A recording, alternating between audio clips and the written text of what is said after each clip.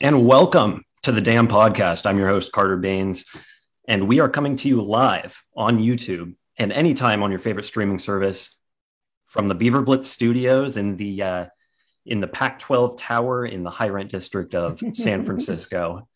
Not quite. I'm in Corvallis. She's in Sherwood, and she is Angie Machado, publisher of BeaverBlitz.com. Good evening, Angie. How are you? Hello, Carter.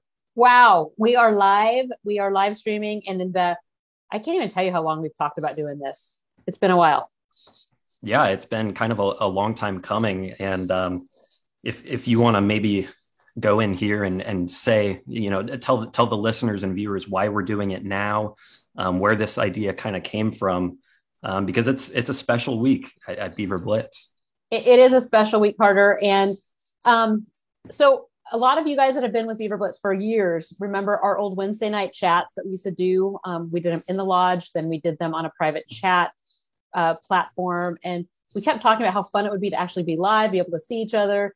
And then it kind of fell off. We had people that couldn't make it live and different things, lots of different things. But this week, Carter and I have been kicking around probably for the past 6 weeks. Tomorrow is Beaver Blitz's 20th anniversary. So 20 years ago, March 1st of 2002, Beaver Blitz went live for the first time at that point on the Rivals Network. It was then run by the Shoveler and Pondering Beav. Matt M. Beav was a contributor. We'll kind of go through the history a little bit later, but it was a site dedicated to Oregon State facilities. And the whole point that they really created the site was to kind of get the word out and help Oregon State fundraise on this vision that Shoveler and Pondering had of getting that stadium done. And so at the time when they started, I was at Oregon State in the Portland office as a fundraiser. And I'll never forget Shoveler calling me up to ask me if I wanted to go to lunch so he could talk to me about this website they were doing.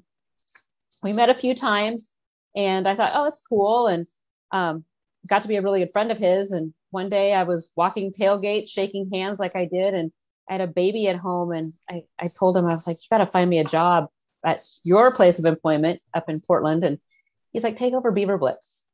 So that was in the fall of 2005. And in February of 2006, I let Oregon State know that I was giving my notice, and I took over the site right around this time in 2006. So this is 16 years for me, but 20 years, I know I've outlasted so many people in the media, Carter, and Beaver Blitz has. I know when we first came on the scene, I think they thought we were kind of a flash in the pan and that we wouldn't last, but goodness, 20 years. And we're here, we're thriving, and it's been a lot of fun. Yeah. And you say you've outlasted some people. I mean, I've been here for 3.5 going on 4 years, and I've outlasted some people. So it's making me feel old.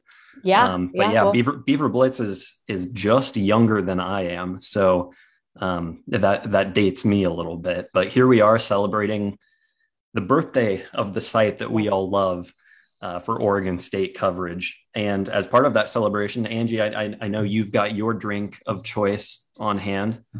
What are we drinking tonight? I've got my SoFi Stadium. SoFi Stadium. I know I need to keep it local, guys. So I think this is good. We're doing this weekly, right, Carter? The podcast live. Yeah, this will be a weekly thing.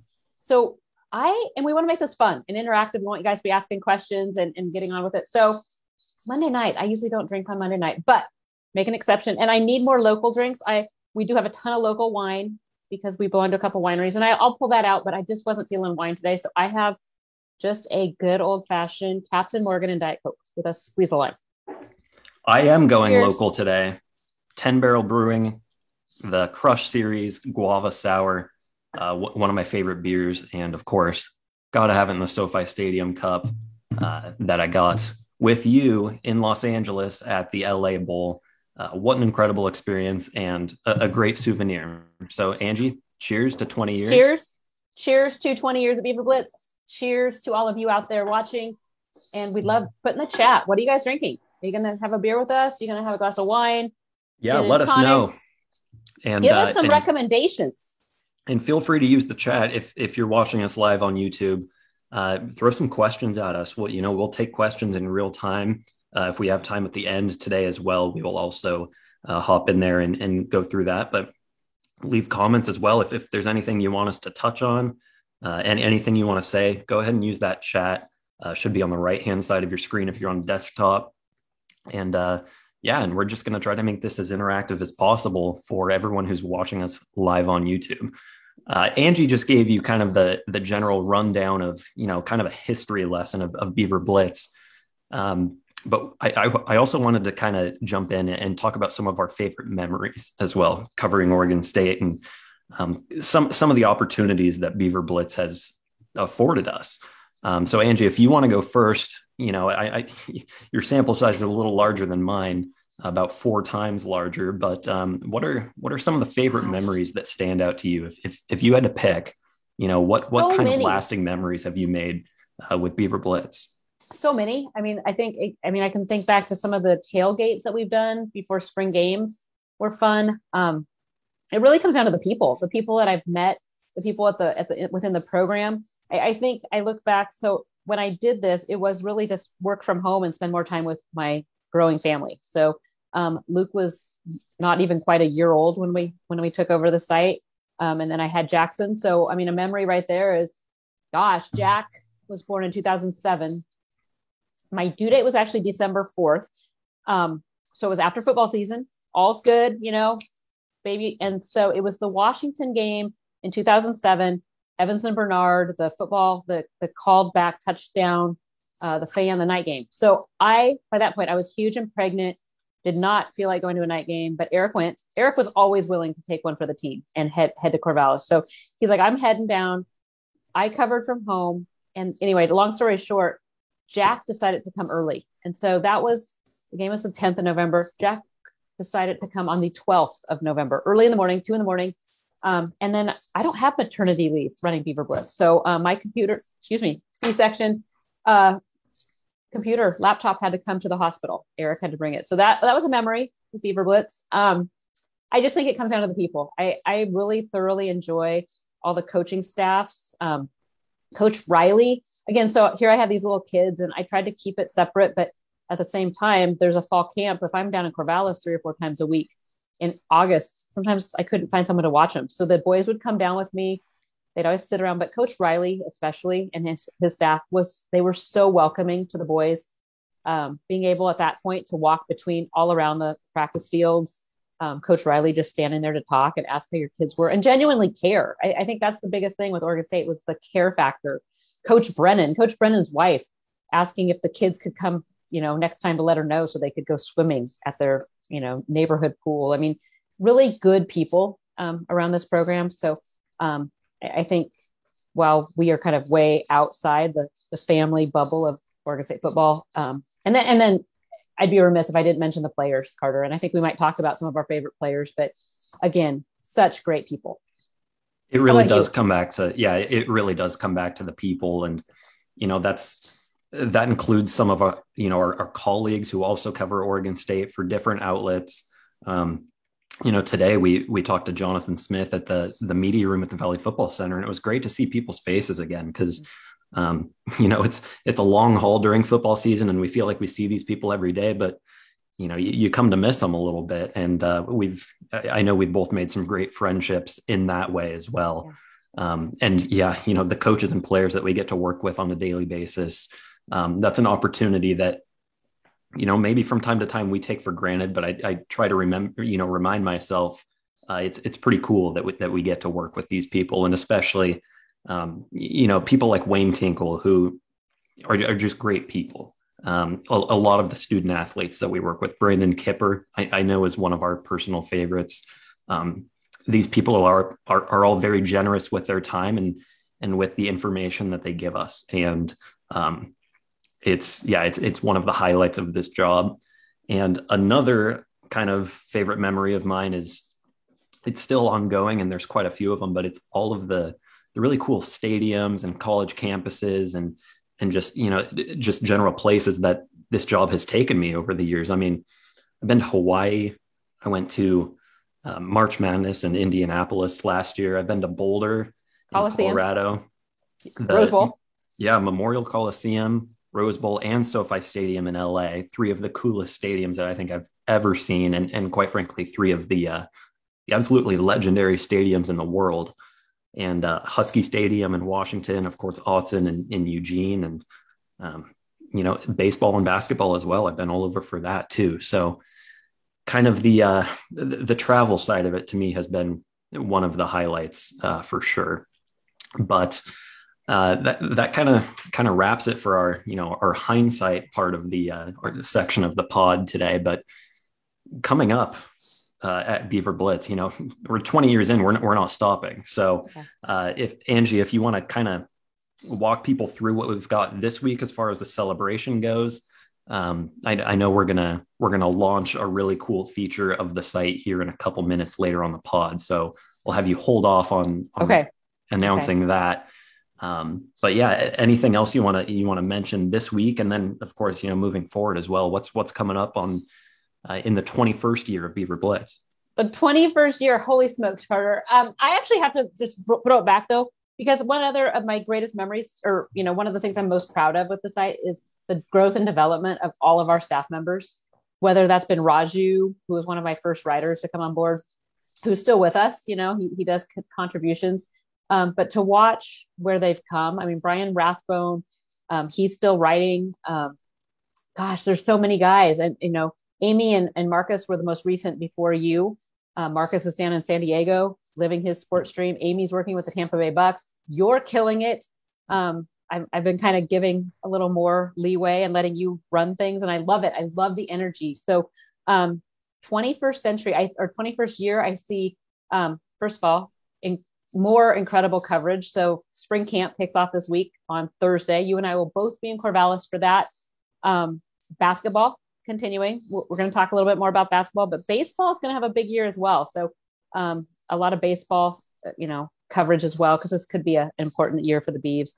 I will talk in a little bit. We do have a promotion coming up. We'll talk about that in a minute. Another feature that we will be dropping just in a few minutes. Excited about, because Carter and I have been working on this for a little bit too during this little off season. A lot of fun stuff. And then bringing guests on the show.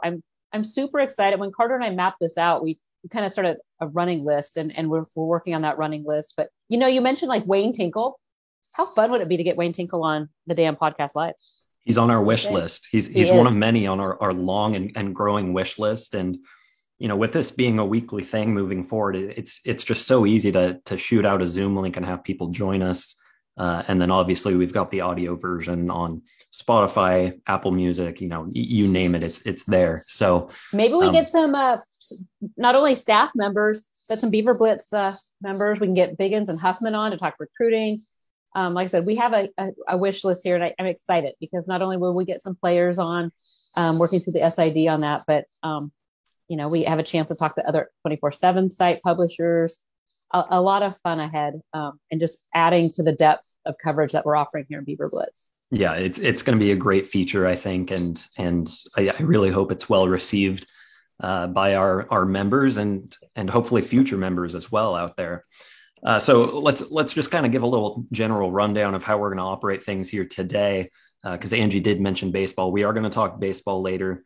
We're going to have three separate segments for football, men's basketball, and then baseball. I see that we do have a baseball question in the chat.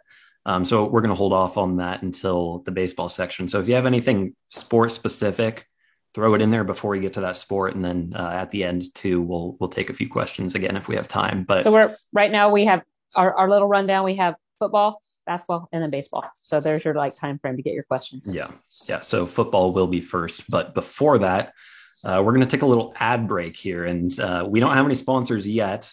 10 Barrel, if you're out there, sponsor. 10 Barrels are Beavs too. Exactly. They were Lambda Kai's. Yeah, hit us up. Hit us up. If you got somebody you want, a winery, a beer brewery, by all means. But the only thing that we have to promote here today is a special promotion at Beaver Blitz. It's a great deal, and Angie, I'll let you highlight that since you've kind of been working on that behind the scenes.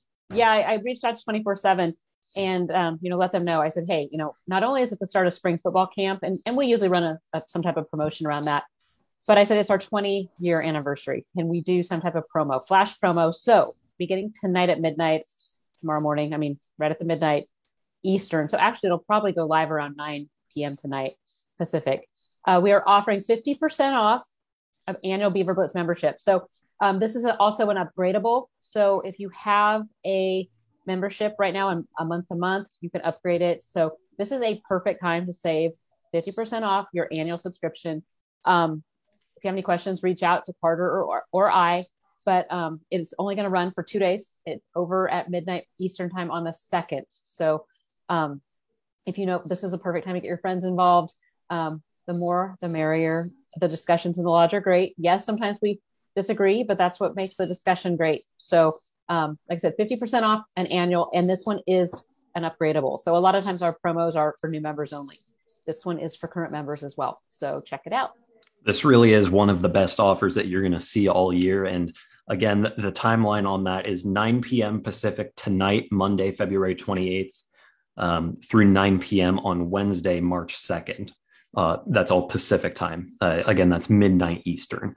Yeah, midnight Eastern, both days. And Tuesday. And with that, we should kind of pump the, kind of the benefits of joining Beaver Blitz. And of course, you get all of our coverage. You get access to the lodge, our VIP message board. You'll get access to, paywall exclusive recruiting content from some of the best experts in the business. And much more. I think it kind of got glossed over in the lodge, but I know there's another site coming up. They're not right now focusing on Oregon State. It is a smaller market, but 24/7 was able to lock up Brandon Huffman and Greg Biggins into long-term deals with 24/7. So no worry of them going anywhere. So they are truly the best in the business. You'll get all of that and more access. JP's weekly walk-off. That's a paywall exclusive. And you'll also get access to all of the 24/7 sports team sites across the country. So if you've got, a second favorite team, an alma mater, a rival that you want to check in on, shout out to the folks at duckterritory.com. You'll get access to go to those sites. Sometimes it's great to go and watch the meltdowns. With that being said, we're also going to drop our second ad of the day, but it's more than just an ad. This is kind of a little passion project, shall we say, of Angie and I. And it's been a long time. You guys think we might have been a little quiet the past couple weeks, but we've been busy behind the scenes, kind of doing some things. So Carter, are you going to pop it up? Yeah, I just realized I closed the tab. So if you want to kill some time here, I'll let you introduce it while I find the link, and then I will put it in the chat. Okay, guys. So back when I took over in 2006, we had some t-shirts made. They were cool. I mean, they didn't have the logo or anything on it, but we've had people ask periodically, when are you going to do Beaver Blitz gear? So we actually started a merch site, merchandise for you old people like me, merch.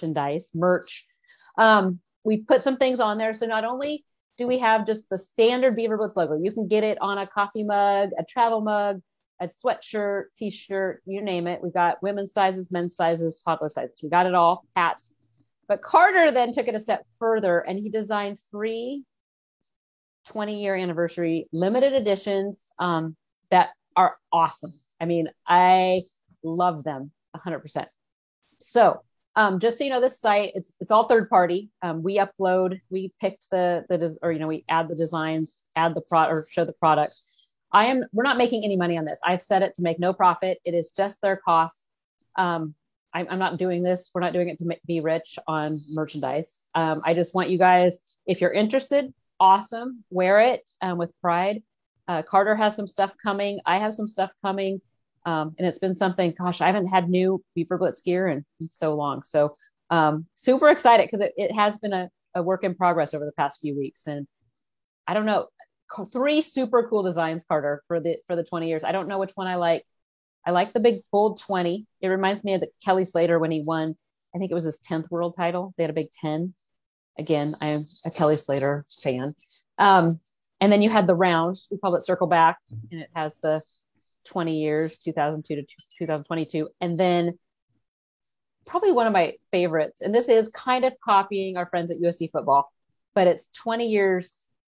How'd you word it? 20 years of workplace distractions. And before we ramble on anymore, I am dropping the link to our merch store in the chat on YouTube right now. So if you are watching live on YouTube, go ahead and click that. If you're listening to the audio version, we will probably put that in the description of the show, and then it'll also be on Beaver Blitz in the lodge. And we might post it to the front page for a day or two as well. This is total dropping or breaking news, because we have not told anybody this. Exactly. You are, if you're watching us live on YouTube, you are the very first to hear about this, and it's really exciting. Angie and I have been working on this super hard for the last couple of weeks behind the scenes, and we're really excited to give you guys something to represent. And yeah, I know we'll be wearing our stuff with pride. But that being said, Angie, let's jump into the bulk of this podcast here is going to be kind of the three sports that we cover most in depth. And we're going to start with football because it's a big week. It's the start of spring camp. Today we talked to Jonathan Smith, and you weren't here in person, but you will be on Thursday for the first day of practice. Yes. I was there at the Valley Football Center. We were there to ask questions and to take in everything that Jonathan Smith said. So I know you've watched the film, and I'll let you kind of provide your biggest takeaways, and then I'll share what I kind of thought. My biggest takeaways is that Gulbranson and Jebby are ready to go. I think that's huge, especially with Sam Bidlack transferring out. It left the quarterback room pretty thin. So I think that is huge that those two guys are ready to go. I'm anxious to see how Ben looks after shoulder surgery, and then also to see how healthy Tristan is, just because he's been hampered by those injuries. But I thought those two things were really big. Did you see that? So Oregon State has two true freshmen or early enrollees, and Martinez and Lopez, their size, eye popping for high school seniors, basically. So I'm excited to see Martinez on the field on Thursday. Yeah, I'll kind of promote too. Oregon State football just released the spring roster on their website right now, so you can go and check that out.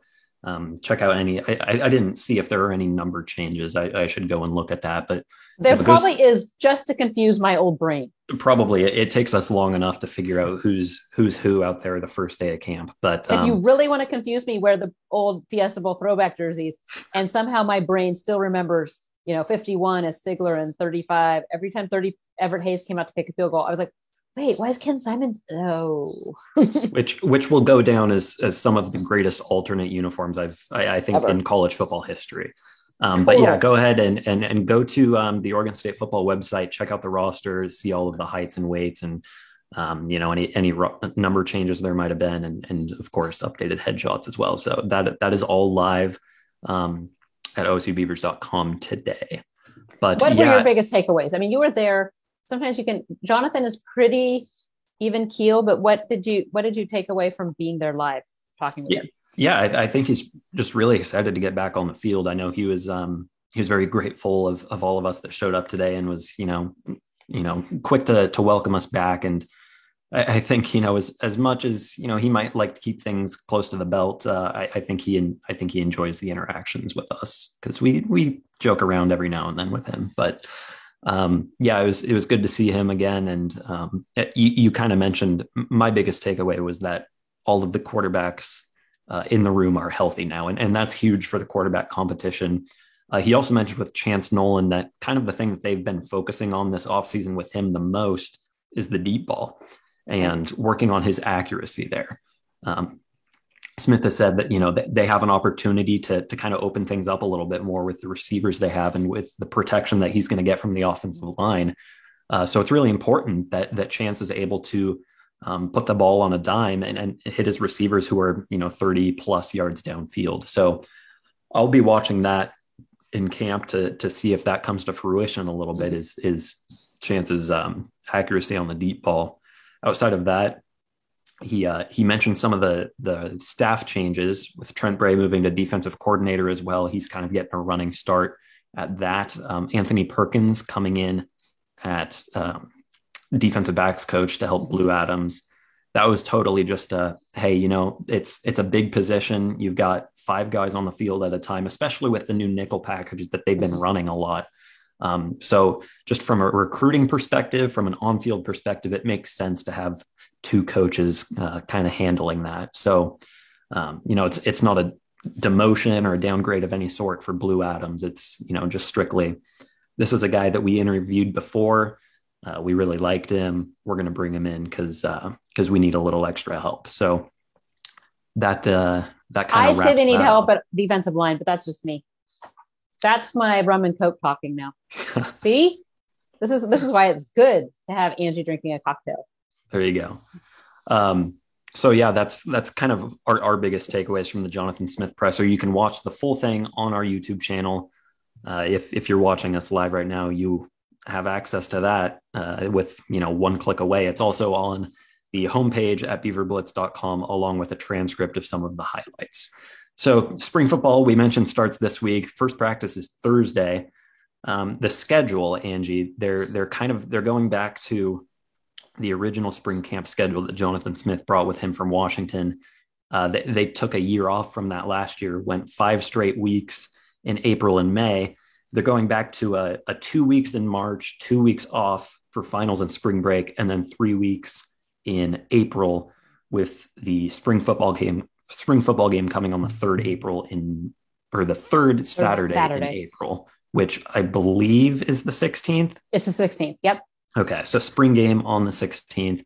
What are your thoughts on this schedule? Because I asked Jonathan today, I said, do you prefer to have the 2-week break? Or if you were able to, would you rather do the 5 weeks in a row like you did last year? And he said, that there's positives and negatives for both, but kind of the benefit of having the 2 weeks off is gives the coaches a chance to review the first 2 weeks and make alterations a little bit.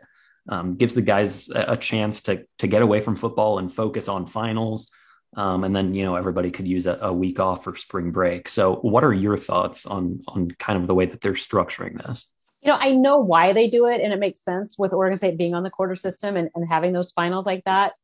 I think from a spring ball perspective, I like it better when they're able to start and go 5 full weeks right in sync, even starting maybe in mid-April. Well, they don't want to go too far into May though, because evaluation period. So that's the problem. In Oregon, it's nicer to have a little bit later because the weather's usually a little better. I do like that chunk because I think it helps the guys kind of stay focused on football and just in one. But then again, you spread it out over, because now it's spread out over 7-8 weeks instead of 5. So it does it as the coaches would say, it gives them more time hands-on with the players. Like I said, I see benefits to both. I personally like it when it's just all wrapped up by May 1, but and kind of selfishly, I think we liked the April and May last year because of the weather. We're standing out there on the sidelines for 2 hours, and it's a lot more pleasant when it's 70 and sunny at 11 a.m. as opposed to 50 and dumping rain. So, well, and then like February, I don't know. February here was amazing. It was chilly, but it was like sunny. And then all of a sudden this week hits, and I don't know if it was like in Corvallis, but up here in Portland, it was seriously like a hurricane. Yeah, torrential downpour this morning, and wind, I think rain. That's Oregon saying, yeah, football's back. Here you go. Yeah, here you go. But I kind of mentioned what I'll be looking for specifically with Chance Nolan is, watching his deep ball, if he's able to connect on that. I'm also really interested in watching kind of the progression of the defense under Trent Bray. I'm curious what kind of looks we'll see in practice, how much they'll keep under wraps and practice on those closed practices on Saturday. Because we know that, stuff goes on behind the scenes that they don't want us to see. But I'm curious, to kind of see the personnel usage, the different schemes, the formations that Trent Bray brings to this defense. But outside of those two things, what are you kind of going to be excited to watch over the next 7 weeks? You, I'm excited to see the quarterbacks and just kind of see where they're at. Just because we saw so much from Ben right before he got hurt. I think he was really kind of on the cusp, and I'm not expecting him to come back and be lights out, but I'm anxious to see where he's at. O-line, I'm anxious to see where the O-line is, replacing a couple of those key guys. Obviously, defensive line, I think that is just continued to be the Beavers' Achilles heel under this coaching staff. So to see kind of how they can progress, as Isaac Hodgins, will he be an impact in there? And like you, Trent Bray, what is he? I think this defense this year is going to look so different, night and day different. I think we're going to see different blitz packages. I think we're going to see different personnel groups. We're going to see some 4-3, some 3-4 base packages. I think it's going to be really interesting to see how he melds that and how that all comes together. Oh, and then receivers, we haven't really talked about receivers, but Oregon State needs to open it up a little bit. So yeah, can the quarterbacks, hit on that deep ball, because that's what has been missing the past couple of years. I'm going to go to a YouTube question here that we've got that's kind of football related and kind of Beaver Blitz history related. And this is going to you, Angie. So forgive me if I pronounce your name incorrectly, but it's from Wes Bouchang. Okay. First time I ever heard of Beaver Blitz was back in 2010 when Angie handed me a card for Beaver Blitz when I first visited during the USC game. Angie, I'm curious, do you still hand out cards to recruits? I don't. I have a card, and they have Shoveler's old logo on them, which was like a Captain America guy. I probably should look in my drawer down here because I probably have one.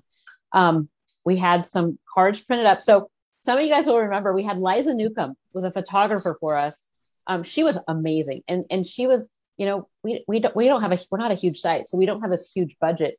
And I found her to shoot games for us, lived in Corvallis. And so she was like, she'd go around to tailgates, and we had business cards printed up for her, and she'd take pictures of their tailgate and then hand them a card and say, go check it out at Beaver Blitz.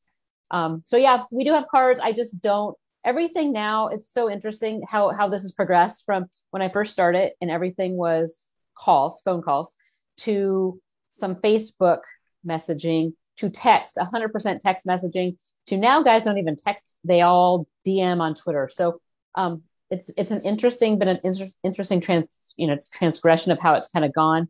I still call kids sometimes, or text. Text is probably the easiest. So yes, I'm old, but I will text a kid. I'd rather just text. But no, it's been, I probably need, what is it? QR code now. That's like the new thing. There you go. QR codes to quick. Yeah. Get with the times, Angie. Come on. Well, I'm glad you've been with us, Wes, because it has been quite a ride since 2010. 100%. I don't have a segue to move from football to basketball. But we are going to move into. Well, I do have a question that I got before this. Cool.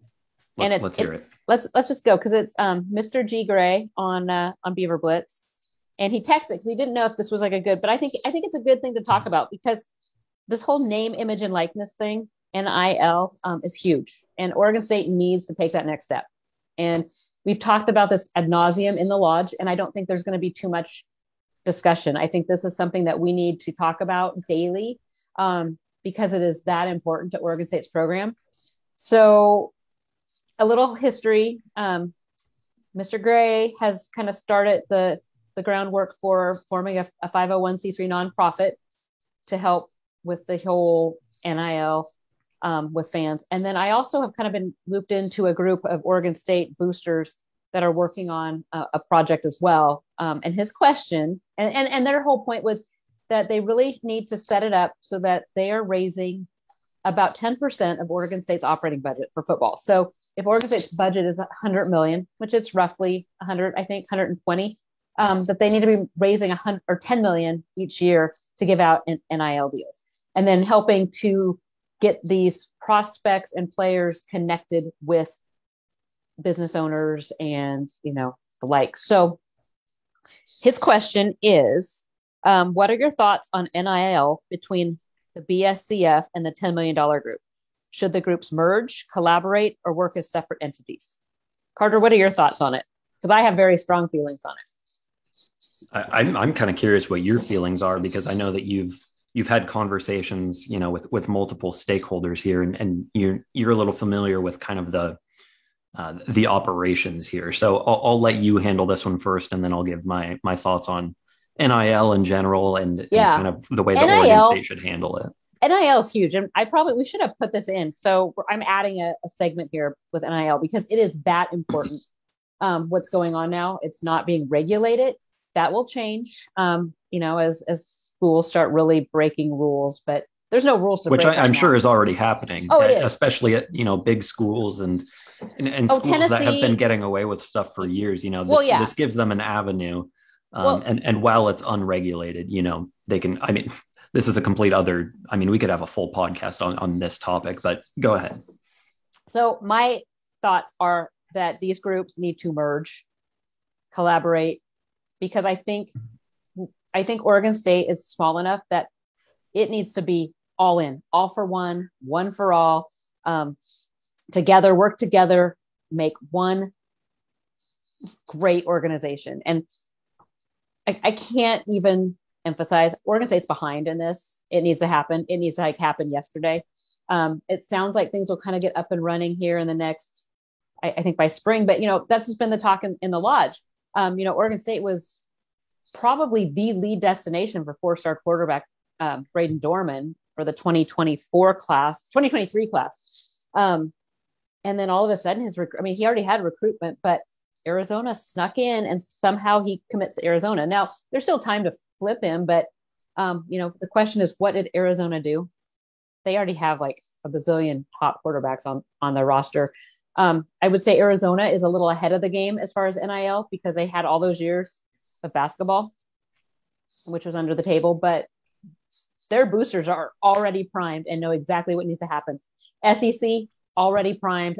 You have Tennessee, their collaborative organization is basically helping kids get car leases from dealerships. You have Washington State. I think Oregon State fans look at Washington State as like, oh, they're the Cougs.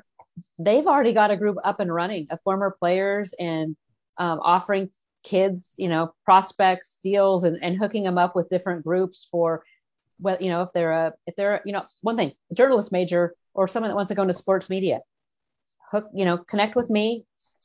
We'll set something up. There's so much out there. Having have a show on Beaver Blitz, a weekly show. There's so much that could happen, but it's a matter of organizing. So I think from that question, in my perfect world, it would be amazing to see the two groups combine. You mentioned Arizona. Arizona's been doing NIL since before it was a thing, and they can tell you a thing or two about how to do it the wrong way. So, exactly. You want to hear a story? This is a funny story because I have ties. I've done this long enough. I have ties recruiting with coaches and boosters and coaches or support staff, basically all over, and then along with all the recruiting analysts. So you want to hear how they did get away with some of this stuff in the SEC, how they used to do it. Let's hear it. So I'd heard this years ago, and I've told some people kind of off, but you have church. Church is such a big part of life down in the Southeast. So you'd get a kid on his visit, and the boosters, of course, all are members. Like, let's say it's Beaver Blitz, and you're like, all the boosters are on Beaver Blitz, and so they all know that Carter Baines is coming to town, and he's the 5-star running back that we need to have. Carter Baines goes to church, Carter and his mom, and they're hanging out. Coach goes with them. The first offering play, the church will introduce him. Oh, we're so lucky. We have Carter Baines, 5-star recruit from Sherwood, Oregon, sitting with us today. I wish. Praise the Lord. Offering plate comes around. First one, it's for the recruit. And people are putting money in, and then the coach will take a huge wad of cash, throw it in the offer bin, and then the mom takes the cash and puts it in her purse. That is how it was done back in the day. It's been happening like that for cars. Oregon State has not. And awesome. But now we can. Now they can. They can't give cash. You can't just be giving bags of cash. But there's so many ways of doing it legally. And I think Oregon State needs to wrap their, and I say Oregon State. Oregon State can't be involved. So it has to be boosters getting this organized. Oregon State's done it the right way for so long, and they can continue to do it the right way now that the NIL is legalized and prevalent and very much the norm. And quite frankly, you're going to have to do it or you're going to get left in the dust because that's just the way the sport is going. Football in particular, obviously this extends to all college athletics, but the way that football is moving with the money that's involved through TV deals, speaking of, a way that Pac-12 is getting is falling behind, but with all of the money in the sport now, this is the norm, and you have to be willing to adapt. And again, like you mentioned, it doesn't fall on the university because they No. can't get involved. So this is a great opportunity for the Oregon State fan base to kind of prove that, that they care about the athletic department. So, And I hear so much about, Oregon State, they don't have the big money. They do. They have boosters that have it. And I think what also makes Oregon State special is that they have smaller boosters that are willing. I mean, my recommendation was to set something up that would be a monthly, somebody would just set it up and just be like, you know what, I'll donate $10 a month every month, or I'll donate $50 a month every month. And it just is auto, boom, it just comes out, charged to your credit card or whatever, every month. You get it. I mean, people will do that, and they'll totally help out. So I have a question though, Carter. So let's just say this was a discussion we were having on Blitz the other day, but people didn't really, I guess I didn't ask it in a good enough way. Let's just say you had $10 million, but what do you think where would you want the money spent? Do you divvy it up evenly? Do you give some positions, higher weight? Texas has 50,000 for each O lineman. How do you divvy it up? well, I think, again, I talk about how this affects all of college athletics, but the money, the driver for every athletic department in the country is football. And so most of the money that you're getting has to go to football. And I think part of it goes to facilities. A pretty decent chunk has to go to recruiting, and then you use the rest on your staff. I love what some of these schools are doing with funding, essentially scholarships for walk-ons or for doing position-wide NIL deals. But quite frankly, where Oregon State's starting, the money just isn't there to do that and support the necessary stuff like infrastructure, like coaches' salaries, like a recruiting budget. So you have to start there because that's what you're going to build your program around. We do need to move on because we're going long on this section. So I want to move into men's basketball because I'm heading over to Gill Coliseum in about an hour and a half to get ready to cover the men's basketball game against Washington State. This is a makeup for a game that was supposed to be played earlier in the year, but was canceled due to COVID protocols within the Cougars program. So it's an 8 p.m. makeup game on a Monday night. I don't expect there to be, a big turnout or anything. I think it'll be pretty subdued at Gill. But I will be heading over there and mercifully, this home season is coming to an end. This is the final home game. Oregon State's got a bounce back opportunity. And, after that game against UCLA on Saturday, losing by 39 points, humiliating fashion on national TV, CBS, they need to at least put up a fight tonight. And that's what I'm looking for. It would be great to see the long losing streak come to an end. It'd be great if they could send off the season with a home win here. But at this point, my expectations are low and they kind of have to be. I know that a lot of people have kind of been asking you and me both, when was the last time a team made it to the Elite Eight and then the following year followed it up with a season of this caliber, with this many losses, with the dysfunction that we have seen. And this whole time, I've seen this question multiple times and I've said, I don't even know where to begin to look for that. You'd have to look through all sorts of media guides and record books. But Elias Sports Bureau sent out a tweet on Saturday in response to a Jeff Shorts tweet about Oregon State kind of fleecing their way onto CBS. Elias Sports Bureau said that after a team has made the Elite Eight, only 3 have lost 20 games the following season. Those 2 teams were, I want to say, Oklahoma and one other. I can't remember off the top of my head. But they both lost 20 games. Oregon State has lost 20 plus.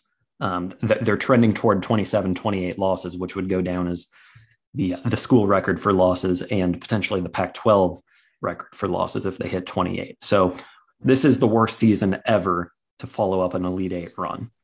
And one of the worst seasons ever, period. What does that tell you? It kind of break down for me your thoughts on the the downfall of the men's basketball program.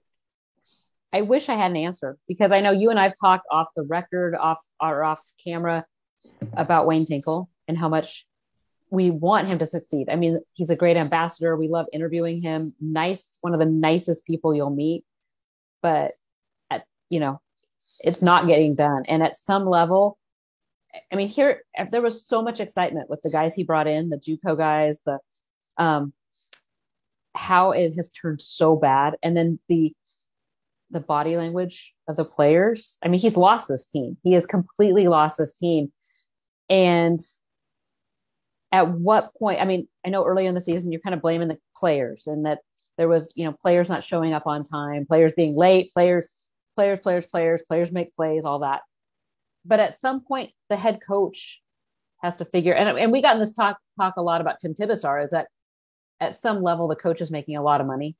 If it's not working, you got to flip something and you got to try something different. And we're seeing the same results. And I mean, I want Wayne Tinkle to succeed, but it's not looking good. And seriously, the way this season has, I mean, these guys aren't even fighting anymore. It's an embarrassment. It's an embarrassment to see Gill Coliseum so empty.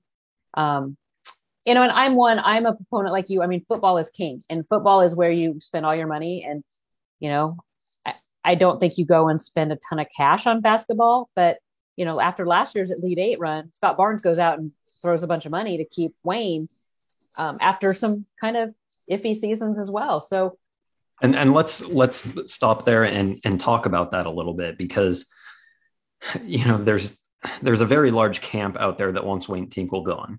It's for the most part the same camp that wanted him gone up until the Elite Eight run last year. Because if we're being honest, lots of people were calling for his job as late in the year as, I mean, this time last year, before the Pac-12 tournament, late February, it was just another mediocre year. It was, and he saved his job for all intents and purposes with that Elite Eight run.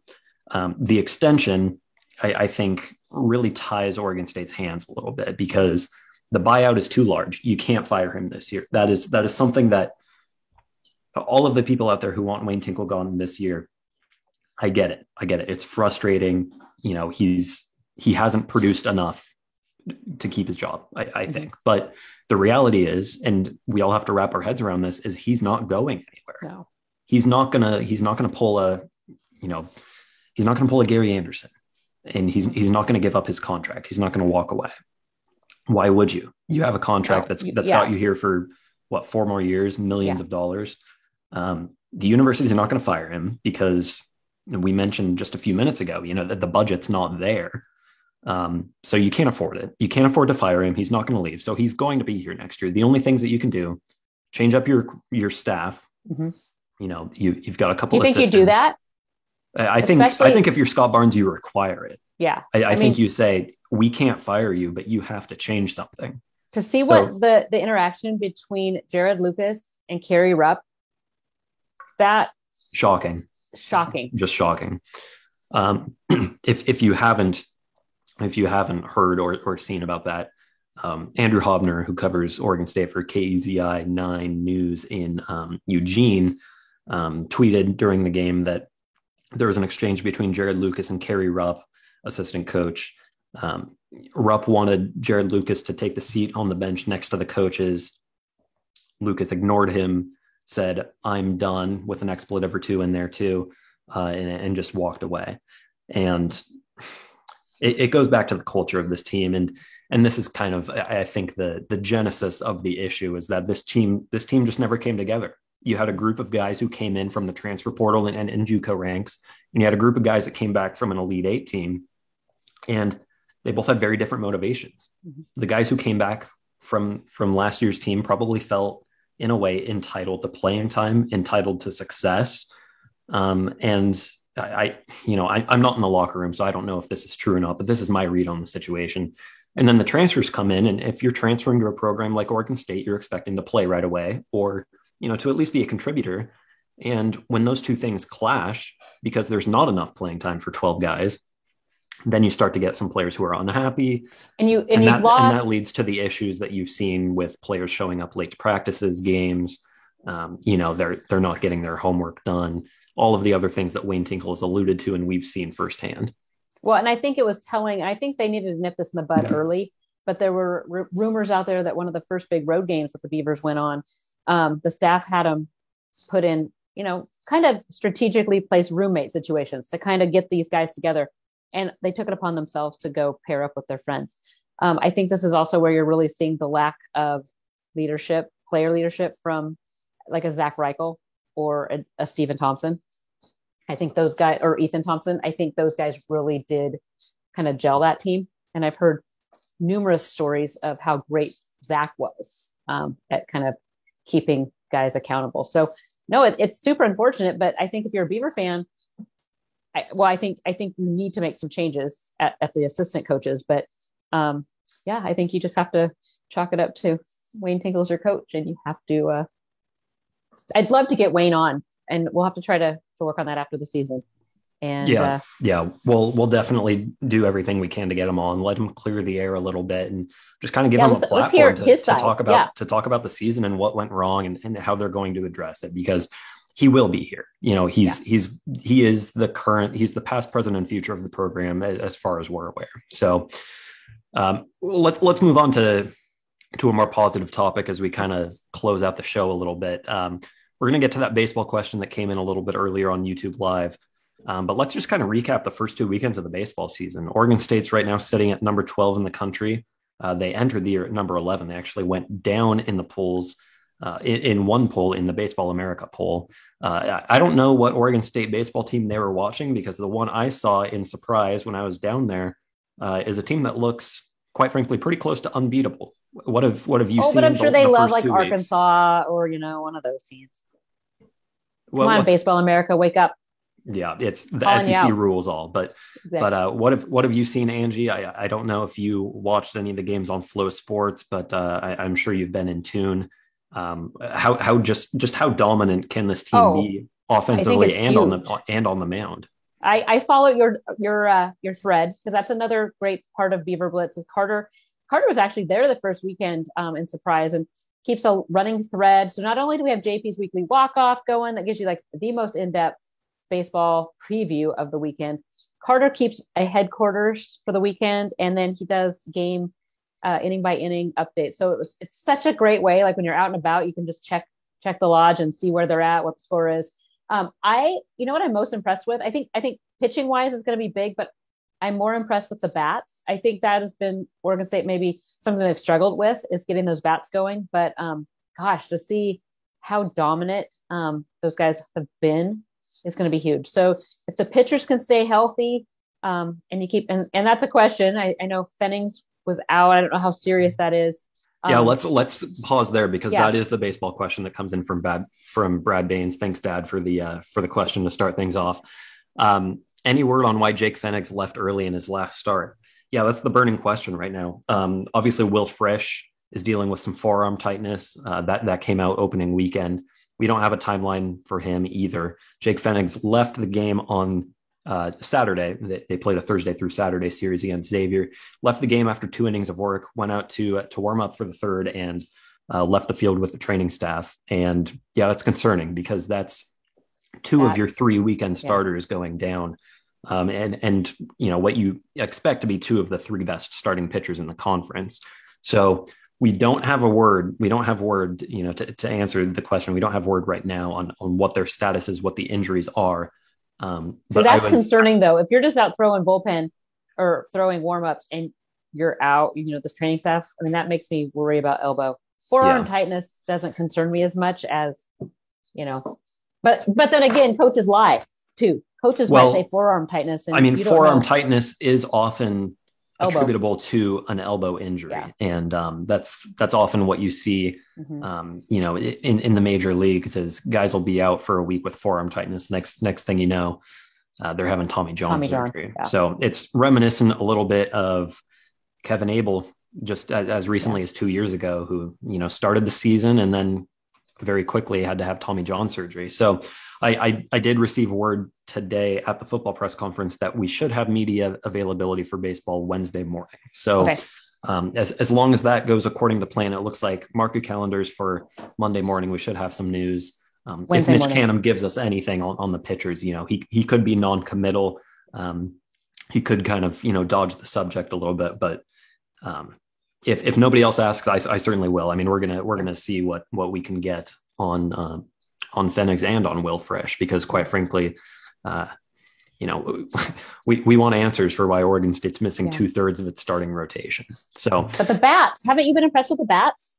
Yeah, 100%. And I mean, you just have to look at the first game. I mean, go to the season opener. You win 21-1 against a New Mexico team that I know has lost a lot of games this year already. And you know, I mean, it's a Mountain West program. Mountain West isn't really known for its baseball, but they have some good programs. Oregon State beat Gonzaga as well. Mm-hmm. They're a great West Coast Conference team, and you know, those mid-major schools can sneak up on you. You've seen it before with midweek games at Oregon State as well. So I think to go out and to win in dominant fashion those first 4 games against some West Coast programs is a good sign. And then they followed it up with 2 more blowouts against Xavier the weekend after, and then close things out with a close game on Saturday. And I think they needed it, you know. And obviously you'd like to see them win every game by 10 runs, but you know that's not going to be the case in conference play. So getting a close game out of the way early, being able to go to Mitch Verberg at the back of your bullpen, having some clutch hitting situations, that's going to go a long way as Oregon State gears up for a big series this weekend against UC Irvine. We did receive word earlier today that the game on Tuesday, tomorrow being Tuesday, against Seattle U has been rained out. So, they wanted to make that call before Seattle made the drive down and, give them the courtesy of not wasting their time and gas and resources to get down here. So Tuesday's game will not be played. Oregon State's home opener is now set for Friday at 5:35 p.m. against UC Irvine. That'll be Andrew, great. One more baseball question for you. And we're going to project a little bit here. Okay. What do you think this team's potential is after 2 weeks of work? I mean, it's so early, but I think this team, from just the fan perspective, from what the hype going into the season, I mean, this is an Omaha team. It's Omaha or bust. And I'm not saying that they'll win, but I think this has to be a team that at least gets deep in the supers, if not all the way to Omaha. Yeah, Coleman just came in. Their first 5 hitters stack up against any team in the country. I totally agree. These are some guys, Jacob Melton, Travis Bazzana, guys who are hitting 400 plus after 2 weeks of work. Jacob Melton just crushing the ball. Justin Boyd has been a nice surprise as well. TJ Wheeler also coming in his first season with Oregon State. I think these bats are more reminiscent of like the 2006 Beavers. Because I think we've seen the Beavers kind of maybe not have the bats that they have wanted to have, in the past, 5-10 years. Yeah. I mean, I don't want to go as far as saying that it reminds me of 2018, but it is a little reminiscent in that so far we haven't seen the production drop off when you get to the bottom of the order. And that's the hallmark of a really dangerous team is, most teams will have a good 3, 4, 5 guys at the top of the lineup, but can you bring those guys home when you bring your 6, 7, 8, 9 guys to the plate? And Oregon State has done that so far. And I think if that continues in conference play, that and pitching, they're going to be darn near unstoppable. Yeah. And if they have the pitching, if they lose a guy, I don't want to see them lose anybody, but yeah, I think it comes down to bats in a lot of ways, because even looking at in the bullpen, I think they have some depth there. Of guys that they might develop a little more, but I think they have guys that can get the ball at least over the plate and let your feet. I think the fielding is going to be good. I mean, last year's defensive squad was the best in school history, and you bring back a lot of guys from that team. And so far, what we've seen from Kyle Dernetti at shortstop, making some incredible plays, Justin Boyd in right field with an absolute rocket of an arm. There's a lot of really good defensive potential on this team. I think the pitchers also have done a pretty good job of fielding. They had one error the first weekend, but I totally agree with this comment on YouTube Live. Is not sure they have the pitching to get to Omaha unless Frisch is healthy. 100%. Yeah. The postseason success, offense will get you to the postseason. You can outscore your opponents, but once you get to the postseason, you lose a game and very quickly you're going deep into your bullpen. So, and see, that's the biggest thing. You have to have a healthy rotation. Yeah. that's that, that losers bracket. We've seen it now time and time again with the Beavs, and they've just lucked out that they've been able to manage that. But that's the backbreaker of getting to that losers bracket, is that then you have to battle up and you go through your pitching. So no, I'm excited for baseball this year. I think basketball was such a huge disappointment.